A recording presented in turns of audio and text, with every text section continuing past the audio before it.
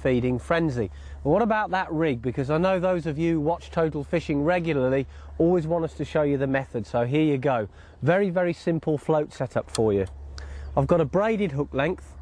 Now this is about 18 inches long, it's 15-pound braid. I've got a size 8 hook, you can use a size 6 if you want.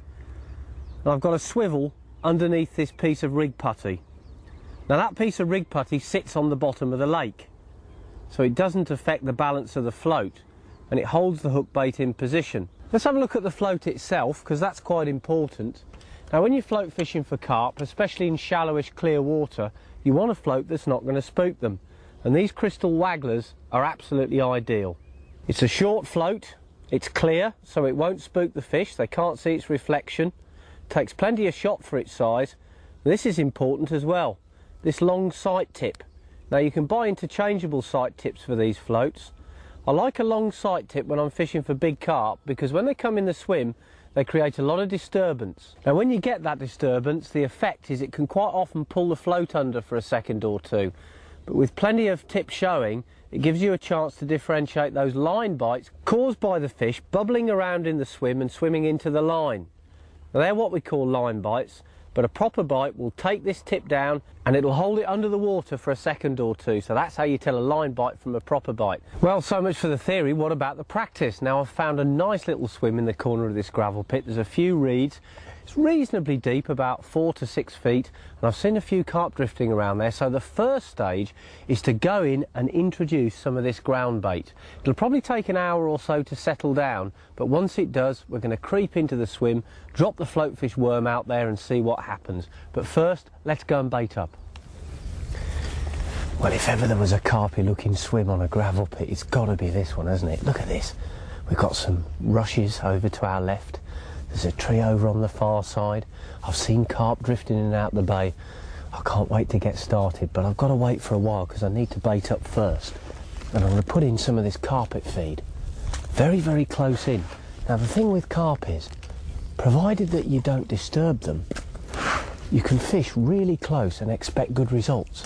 All these people who cast out 100, 150 yards into the lake, you've got to have a pretty good reason for doing that, because believe me, if you fish for carp the way I do, quite often I catch them right underneath the rod tip. And if more people did that, it would probably make my fishing more difficult. The great thing about this carpet feed is it does exactly what its name suggests. It creates a carpet on the bottom for the fish to pick over. And of course, it's packed with all of those goodies. But in about an hour's time, there'll be one extra goodie on that carpet: my worm hook bait.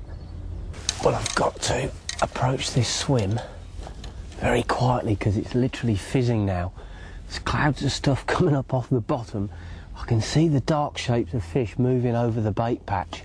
We've got them at really close range here. But if I bang about and stand over the top of them, I'm going to frighten them off. And that's one of the reasons why a float is such a good way of tackling these margin carp. The reason being that when you introduce the float, it makes a lot less disturbance than a 2 or a 3 ounce lead going in. You can get it in there quietly and literally not allow them to even suspect that anything's going on. So I'm going to put on a bunch of worms, 2 or 3 on this size 8 hook. Lovely worms these. Now I'm going to send the bait out there with a little underarm cast just beyond where the fish are feeding. Draw it back while the worm's up in the water and allow it to sink slowly. Now there's very little disturbance there, so hopefully the fish will stay in the swim and carry on feeding. Well, this was one of those classic carp sessions when everything went right. I'd approached the swim quietly, baited it up, and it wasn't long before there were little telltale dips on the float which signalled that the carp were feeding immediately around my hook bait. Probably about 10 minutes later, it slid away, I counted to 2, struck, and then all hell let loose.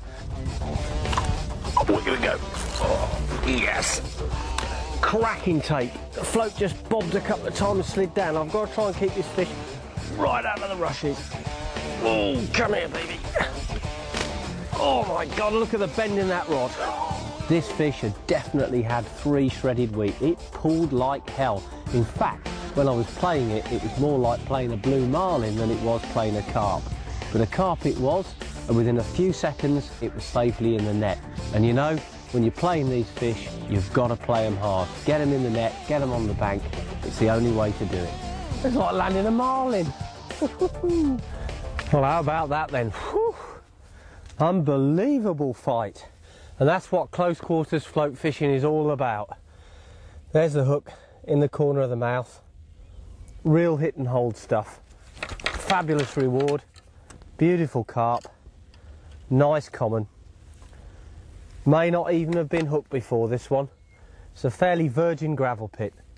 And I could have spent the morning sitting behind buzzers, but I didn't. I got off my jacksie, had a look round the lake, found a quiet little corner, found some fish, baited up, 10 minutes on the float, bingo. And the motto to this tale is, if you sit there waiting for something to happen, it probably never will. But if you go out and make it happen, that's what you get. Brilliant. Okay, my beauty.